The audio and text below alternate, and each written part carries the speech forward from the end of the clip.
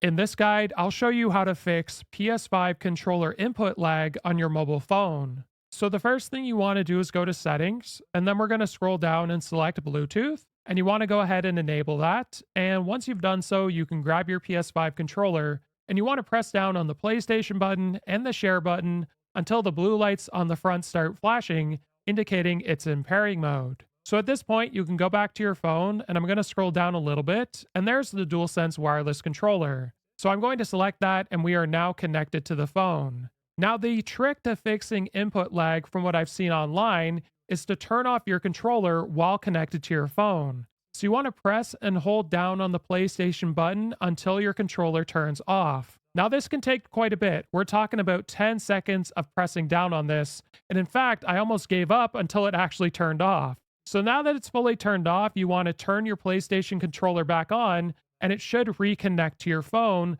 and this can fix the input lag. If this video was helpful, like and subscribe, and we'll see you in the next one.